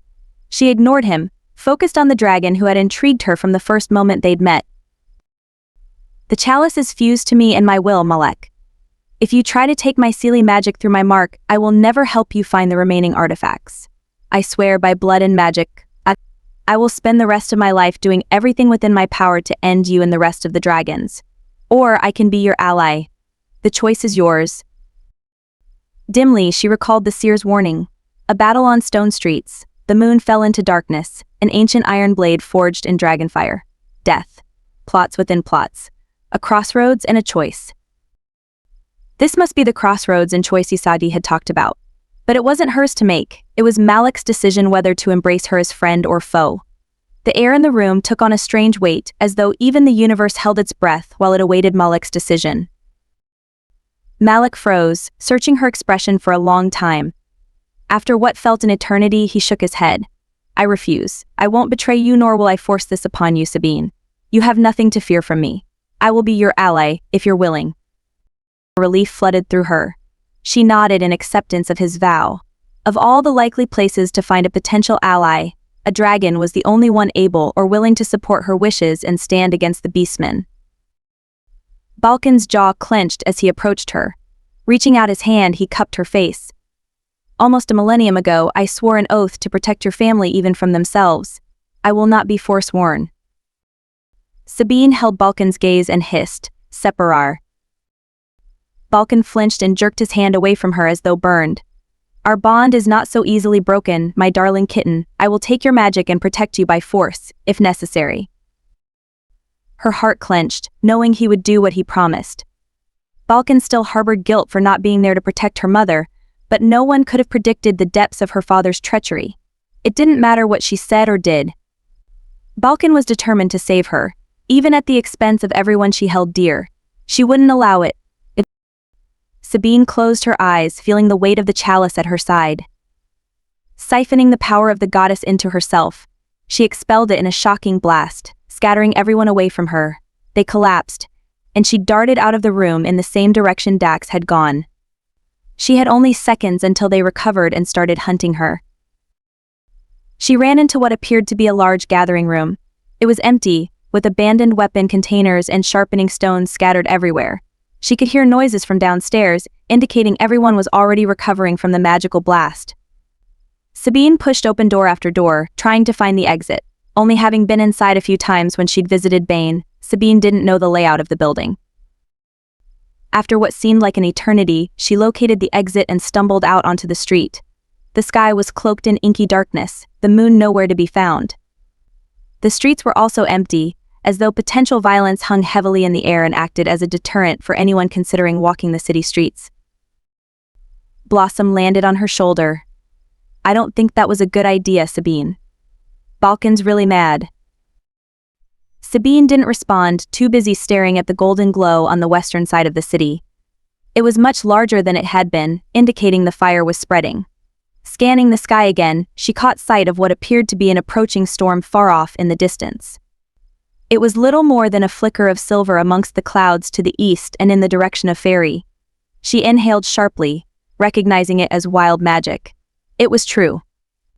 The wild hunt was stalking her once again, only this time, it would only be satisfied when she and the magic sustaining her was destroyed. Pushing aside her fears, she ran toward the direction of the fire. Dax would have gone to help Bane's people protect his territory, trying to draw the wild hunt toward him in his magical illusion. She knew he intended to try to use the wild magic to take out some of the city guards and mercenaries threatening his people. Dax had always been practical when it came to killing his enemies.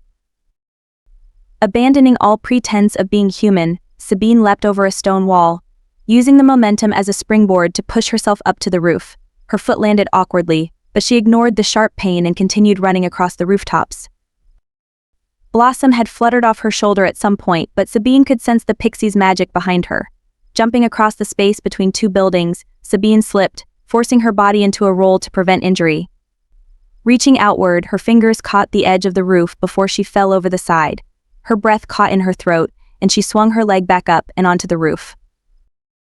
The dark clouds of the wild hunt were approaching faster than she'd dreamed possible. Lightning flashed, and she could make out the faint outline of individual figures. Tentacles and hooves were visible for a split second before the darkness swallowed them again.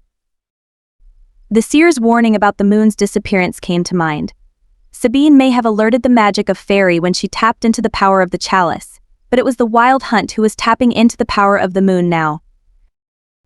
The wild hunt was fueled by the magic of the darkness and moonlight, unseelie power, the same kind Dax had stolen from her. But neither her brother nor her father could summon the wild hunt using unseelie magic. It was a power they couldn't access, gifted to her through her mother's bloodline. They would be using seelie magic, the same power that still filled her, and that Dax had never been able to touch. That was the link the wild hunt was following, and she was still in full possession of her seelie magic. They were all fools, most of all Balkan. He'd forced Dax to steal her magic for no reason, and his miscalculation might actually get her killed. Sabine inhaled sharply, using the momentum to push herself upright and run. This time, she ran back toward Bane's lair and everyone she'd left behind. Dax would be safe enough, provided he didn't do something stupid to get himself killed fighting the city guards. She wasn't too concerned. Fueled by her unseelie magic, Dax would fight like a demon. Sabine almost snorted, but she barely had enough air left in her lungs to breathe. Jumping across another chasm, Sabine dropped to the next building and pushed up off the clay tiles. Part of her was surprised she was still upright. Normally, when Dax took her magic, Sabine staggered to a full stop, almost collapsing as she tried to catch her breath. She should be much weaker with only half of her magic fueling her. The first time she'd touched the chalice, it had nearly stripped her magic to the point of almost killing her. This time, after losing most of her unseelie power, she was still able to race across the rooftops. Sabine rubbed the sharp pain in her side from running too hard, but it was a physical ailment, not a magical one. Lightning flashed in the distance, and thunder followed a few seconds later. Only this thunder had the same cadence as the hooves from fairy mounts, the sound that heralded the hunt's imminent arrival. She shook her head, lowering her chin and running again. The chalice had done something to her. Either that, or it was Malik's dragonfire. Those were the only two explanations, but she didn't have time to evaluate. She had to get to. A roar and a huge set of wings shot up from the ground in front of the rooftop she was on. Sabine stumbled in shock. She fell backward, sliding toward the edge of the roof. A scream ripped out of her, and she scrambled, trying to find purchase to stop her rapid descent. Hitting the edge of the roof, she started to fall, barely catching herself before tumbling to the ground. The momentum was enough to slam her against the adjacent wall, forcing a strangled cry from her throat. A clawed hand wrapped around her wrist and hauled her onto the roof. She blinked up at Balkan, and the beastman dropped down beside her. He wrapped her in his embrace, and she held on, burying her face against his pelt. Despite their differences, Balkan had always been there for her. Once again, he'd come to her rescue. Huge wings flapped overhead and a streak of fire lit up the sky, offering either a warning or challenge. Sabine stared and shook her head in disbelief. Balkan, she whispered, part of her hoping she was dreaming. He leaned back, scanning her up and down. Are you unhurt, mistress? She opened her mouth and then closed it. A hysterical laugh bubbled out of her. He really is a dragon. I almost slept with a dragon. Blossom landed on her shoulder. I knew you were going to take him as a lover. Sabine jerked her head and frowned at the pixie. When Blossom grinned at her, she shook her head and looked up at the sky again. The wild hunt would be here any moment, and her Seelie magic was a beacon in the storm calling them toward her. Despite the approaching danger, it was next to impossible to tear her gaze away from the enormous creature from legend. It was huge, its wingspan more expansive than the width of the tavern and Esmel's shop combined. The dragon's skin appeared leathery, its darker colors blending against the night sky. It moved with an undeniable grace, flapping its wings as it soared above the city. Despite the fear the dragon evoked, Sabine had to admit the creature was beautiful. The dragon screamed, fire pouring forth from its throat and lighting up the sky. Sabine shook her head. Malik must be trying to distract the wild hunt to try to protect her. She bit her lip, doubtful even a dragon as large and powerful as Malik could stand against wild fae magic. She just hoped the sight of a dragon might help tip the battle near the tavern in Dax's favor. She doubted the city guards or mercenaries would stick around for long with the threat of a dragon hovering in the skies. You never should have asked Malik to steal my magic, Sabine said to Balkan. The wild hunt won't confuse Malik's dragonfire with my power. I don't believe one dragon could ever stand against the hunt, not even one as fearsome as Malik. No, but he will serve as a distraction. I'm assuming Bane told you some of my plans despite my orders. You surprised me, Sabine. You somehow managed to bind 2 demons and a witch far better than I expected. Balkan continued staring overhead at Malik in dragon form as he soared over the city. Now it appears my darling kitten has charmed a dragon one who is trying to draw on your Seelie power through your mark and fuel it with his dragon fire. She frowned and narrowed her eyes on the dragon. He could try to use her magic, but only trace amounts were able to slip through. It won't be enough, and your suggestion may end up getting Malik killed. Balkan patted her shoulder. You will rule the Seelie and Unseelie as your mother planned, should you manage to harden your heart and grow sharper claws. Your mother would be pleased to know her machinations are finally bearing fruit. I'm not my mother, Sabine snapped. I will not use and discard those I trust and consider friends. You never should have demanded such from them. Dax stole my Unseelie magic, but the wild hunt was summoned with Seelie magic. That's what it's using to track me. I know, he agreed with a sly grin. Now your allies know the lengths you'll go to protect them, even at risk to yourself. You manipulative bastard, she whispered, staring at him in shock. People are going to die because you're still playing politics. Balkan's golden lion eyes began to glow with something akin to satisfaction. Hold tight to that anger and allow it to strengthen your resolve, my darling kitten. If your mother had managed to bind her allies tighter through something other than just fear, perhaps she would have survived your father's treachery. I won't see the same happen to you, Sabine. You will live. And I'll see you combine both thrones to rule all of Fairy as you were meant to do. Sabine stilled. 1,000 retorts fluttered through her mind. Lightning flashed overhead and a hot raindrop splashed on her face. Sabine wiped it off, the dark red color of fresh blood a sharp contrast against her pale, glowing skin. Sabine inhaled sharply, catching the scent of night blooming flowers. It wasn't rain, it was her blood, or rather her family's blood. Her skin began to glow, and the tattoos entwining her arms pulsed with power to the rhythm of her heartbeat. Overhead, the lightning began flashing in the same pattern, faster and faster as her magic and blood called to the creatures of the dark. It was true. Her brother had summoned the wild hunt, using their shared blood and magic to unleash it. The last shred of hope about her brother's innocence shattered. He wanted her dead. Balkan stared at the droplet, his mouth turning grim. We are out of time. You must find an outlet for your Seelie magic. Go. Now. Sabine turned and ran. The enormous dragon overhead roared, the sound piercing the night. Another streak of dragonfire lit up the sky, illuminating the creatures of nightmares that lurked in the darkness. It figured it was her Seelie magic, the magic of the light, that was now calling to the creatures of the dark. In Sabine's experience, the most terrible monsters weren't always the ones confined to the dark. Her only living family was proof of that.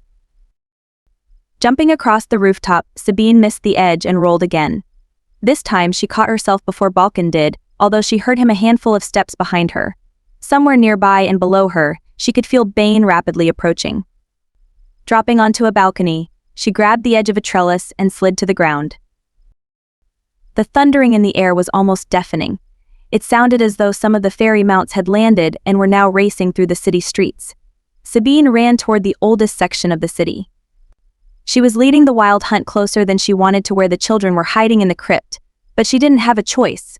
There was only one possibility that might save everyone, and the rapidly approaching hooves warned she wouldn't have enough time to make it out of the city. She ran down empty streets in the direction of the temple. The magic of the wild hunt was such that ordinary people, those not drawn into the violence of the night, obeyed the whispers of the darkness, encouraging them to stay inside and hide. They were the same whispers a child hears in their nightmares. They were all part of the wild hunt. Sabine turned a corner, spotting the temple ahead. Malik dove toward the temple and then upward, as though trying to steer the hunt away from the children. Sabine blinked away, the emotion gathering in her eyes. She'd sorely misjudged a dragon, believing the stories she'd grown up hearing. Malik was once again proving to her with actions and words who he truly was. She should have known better. She wasn't what people believed of the Fae either. Leaping over the fence that led into the temple, she darted across the grass and toward the burial stones.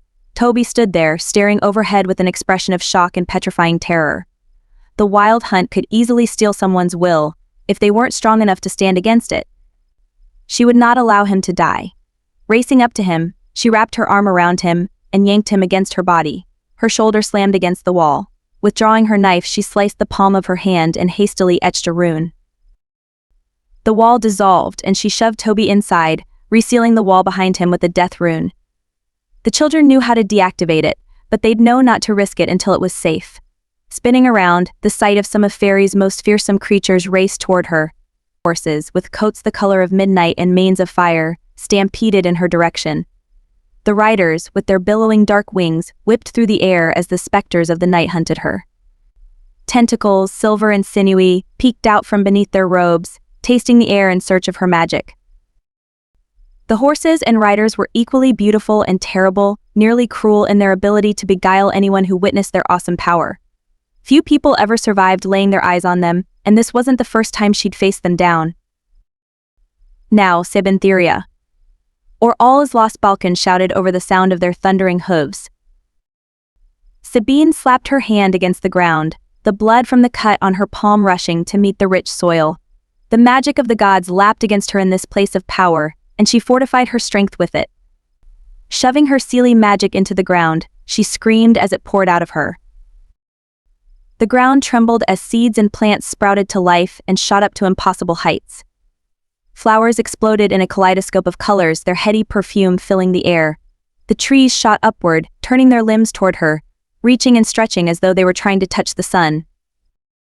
It still wasn't enough. Sabine cut her other hand and placed her palm against the ground. The wild hunt had slowed, but they still approached.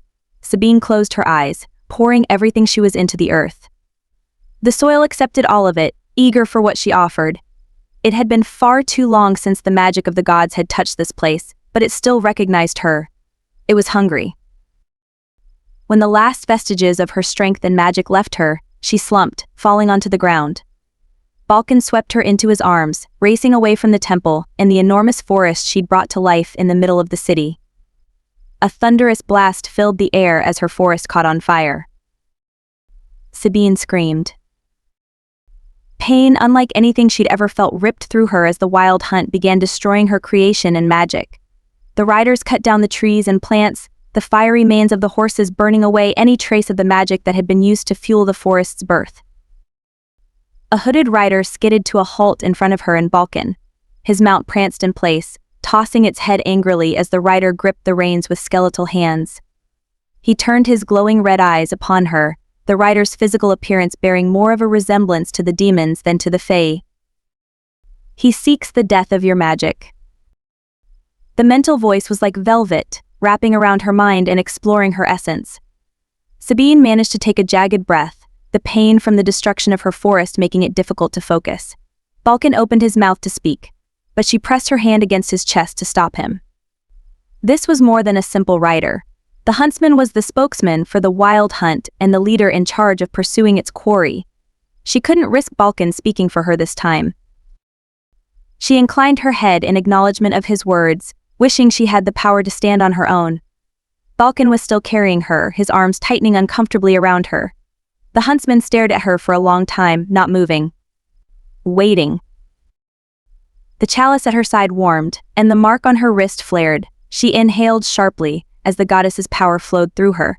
It cradled the tiny embers of her seelie and unseelie magic that were nearly extinguished, wrapping them in a protective coating. Instinctively, Sabine knew the chalice was trying to hide her presence from the wild hunt so it might fulfill its pact without killing her. But the magic wouldn't last. She needed to run. "O little goddess, we see you. The magic you offer shall be sacrificed, fulfilling our bargain with the young prince. We eagerly await the return of our one true queen." With those words, the huntsman bowed his head and withdrew from her mind. Large black wings erupted from the rider's back and his mount reared. Pushing up from the ground, the rider and mount raced toward the temple. "Go. The chalice is trying to hide my remaining magic, but it won't last," she whispered to Balkan, and he took off, running down the street with her in his arms. Balkan stopped in an alley and laid her on the ground. "Hurry. We have to get her out of here before her seelie magic returns. She managed to buy us a few minutes, but our subterfuge won't last." Sabine was dimly aware of Esmel and Bane dropping to the ground beside her. Bane lifted each of her hands, his power wrapping around her and healing her wounds. Sabine whimpered, still feeling the life of the garden dying but unable to do anything to stop it. The pain in her hands was insignificant compared to the agony of her magic being destroyed. The huntsman had agreed to exploit a loophole in the pact her brother had used to summon the hunt. If she wasn't away before the forest was destroyed, all would be lost. The scent of Esmel's witchy magic tickled Sabine's nose as an illusion spell settled over her. It itched, but she was too tired and hurt to care overly much or protest. It wasn't glamour but some other form of hybrid magic that allowed witches to emulate fae magic. Esmel patted her arm. "Ha! You look pretty good, Esme." Sabine blinked at Esmel and managed a half-hearted smile. "Yeah? I always wanted to try out red hair. Is it curly too?" "Gorgeous," Esmel said with a grin. "We need to dress you better in the future. You need more color." Balkan leaned over her. "Good. It will have to be enough. Bane, take her to Malik's ship. The dragon will meet you there as soon as he changes form." Bane lifted her into his arms and Sabine looked around. "Wait, where's Blossom?" "I'm here," Blossom said, landing on her chest. Tears streamed down the pixie's cheeks. "They're killing your beautiful forest. Sabine, your brother is killing your magic." "I know," she whispered, unable to send any magic toward Blossom to reassure her. Pixies were highly sensitive to nature magic, and the destruction of hers would affect all of them. "I must return to Fairy to protect your interest there," my darling kitten. Balkan pressed a kiss against her forehead. "I will find you as soon as it is safe to do so. In the meantime, Bane and Esmel will join you on the dragon's ship." "What about Dax?" she asked, not wanting to leave her other protector. "He must remain here for now," Balkan said, a trace of an apology in his voice. "Your unseelie magic will help him remain above ground for a time, but I'm sure he will find you again at some point. Or you may seek him out once it's safe." "Don't let him die, Balkan," she said, unable to even infuse her words with power. It came out as a weak request. Balkan nodded. "I will ensure he lives this night. Now go. Don't squander our efforts to ensure your survival." Without another word, Bane carried her toward the docks and the ship that was waiting. Chapter 17. Sabine leaned heavily against the railing, watching the city grow smaller as the ship moved deeper into the ocean waters. Most of the buildings around the docks were still on fire, and she stared at the flames rising over the rooftops as Akros continued to burn. It would take years for the city to recover. Humans were resilient, far more than many of the other magical races. It would take time, but they'd eventually manage to rebuild. Before she'd ever come to Akros, she wouldn't have believed such a thing was possible. Her experiences here had taught her the magic contained within the human spirit couldn't be destroyed. It would survive and one day thrive again. Blossom landed on her shoulder, her weight a comforting presence. "Do you think you'll ever go back to the city?" "I don't know," Sabine admitted, somewhat surprised by her mixed feelings. She'd lived in Akros for more than 10 years. It had been difficult living amongst the humans at times, but she'd missed parts of it. "I'm not sure when it'll be safe to return or even if it's a good idea. I know Edvar and Talia will look after the children for me. Dax can handle himself and his people too. Esme's going to miss her shop, but she wants to learn more about your magic," Blossom said quietly. Are you angry with her for working with Balkan against your wishes? Sabine sighed, more weary than anything. No, I'm not angry with Dax or Bane either. If you hadn't warned me years ago about the agreement they made with Balkan, I'm not sure I would have been able to forgive them. I expected something like what happened. But I wish there had been another way. I didn't want them to leave their homes or lives. Blossom giggled. Balkan thinks all pixies are spies. Sabine's mouth curved in a hint of a smile. You are, but you're my spies and you're the best spy master I could ask for. The pixie patted her cheek affectionately. I'm sorry I couldn't warn you about your brother sooner. The other pixies tried to get here with the news as fast as they could. Barley and my sisters are escorting them back to your father's court. They can watch Balkan too, if you want. She nodded, recalling Blossom's cryptic warning in the tavern basement. The pixie hadn't been able to speak freely in front of everyone, but Sabine had understood her message. Keep an eye on Balkan in case anyone becomes suspicious of him. But my father and brother need to be the primary focus. We also need to start determining which families have split loyalties and may consider supporting me against my father and brother. Can you get a message to your family while we're on the ship? It's harder to access the in-between, but I can do it. I'll see about getting a few plants for you at the first place we dock, Sabine promised, making a mental list of everything else they'd need. Money was going to be something of a problem, but they'd figure something out. Malik still wanted her help to locate the artifacts, so they could probably come to an agreement between them. Sabine shivered. It was a warm night, but the absence of her magic would continue to keep her chilled for a while longer. The chalice shielded the tiny embers of her magic, but it wouldn't last. It couldn't do anything about the chill inside her either. The demon comes, Blossom whispered and buried herself in Sabine's hair. A heavy blanket was placed over her shoulders, and she glanced up at Bane before focusing again on the city. Bane sighed. I won't apologize for my hand and what happened, but I am sorry it hurt you. I didn't expect you would, she admitted, wrapping the blanket tighter around her. It helped alleviate the worst of the chill, but if you ever follow Balkan's orders again instead of mine, I will see our pact at an end. She lifted her gaze to regard him, needing him to understand she wouldn't tolerate another betrayal. She placed her hand over the mark on his wrist. You're mine, Bane. I don't want to lose you, but I need to be able to trust you. Bane exhaled slowly and nodded in acceptance, placing his hand over hers. She turned back to stare out across the water and in the direction of the burning city. It was growing increasingly smaller, and she no longer felt the prickle of wild magic on her skin. The Wild Hunt would likely abandon their pursuit for now, but it was only a matter of time before her family realized she was still alive. They stood in silence for a long time. The only sound was of the crew working and the crashing of the waves as the ship moved steadily through the water. The moon had reappeared, casting a silvery glow over the ocean. Bane sighed and leaned heavily against the railing. The dragon believes you're angry with him. You should consider speaking to him when you feel up to it. Sabine turned to look across the ship. Malik's crew worked diligently doing whatever it was to make the ship move. Malik stood at the giant wheel, staring across the horizon. His black hair was tied back, but a few strands had escaped, the inky darkness contrasting with his golden skin. He was a beautiful man, but an extraordinary dragon. She'd never forget the way his wings had seemed to swallow the sky whole, or how he'd tried to divert the Wild Hunt away from the children hiding near the ancient temple. As though sensing her quiet observation, Malik's gaze landed on her and remained there. She hadn't spoken to him since she was brought on board the ship. Things had happened rather quickly while they set sail, but they'd have time soon enough. She gave him a small smile and dipped her head in appreciation for everything he'd done. He might be one of the fearsome creatures from legend that had almost destroyed her people, but Malik was different. He cared. Malik's eyes warmed at the gesture, and he smiled. He angled his head in acknowledgement, and a pleasurable warmth spread through her. A dragon. She almost laughed, recalling her near hysteria as he'd flown across the sky. Balkan had claimed she'd charmed a dragon, but she wasn't quite so sure. In her mind, Malik had been the one who had charmed her. Dax will come for you as soon as he can escape Balkan's orders, Bane said, still staring in the direction of Akros. Will you bind him to you as well? I don't know, she admitted, unsure about anything right now. I'd hoped to do it before I had to leave Akros, but we haven't found a balance between us yet.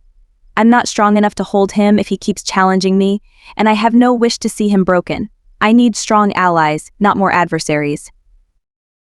Bane nodded as though he'd guessed her answer.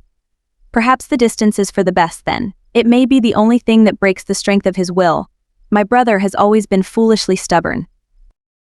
Sabine placed her hand over Bane's again. I'm sorry I took you away from Akros. With a chuckle, he lifted her hand and kissed it. I'm not. I hated that city. It will be good to see more of the world. Do you know where we're heading?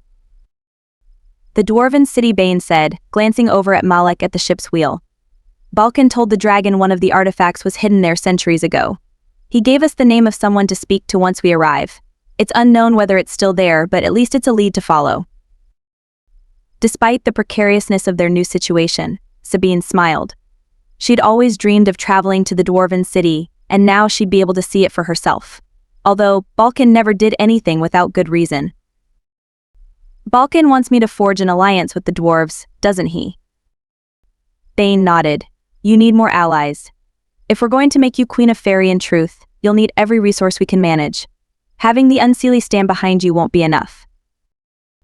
The chalice attached to her belt warmed in response to Bane's words. Sabine frowned. I made an oath when I accepted the power of the chalice, Bane. My first priority is to ensure this world is protected.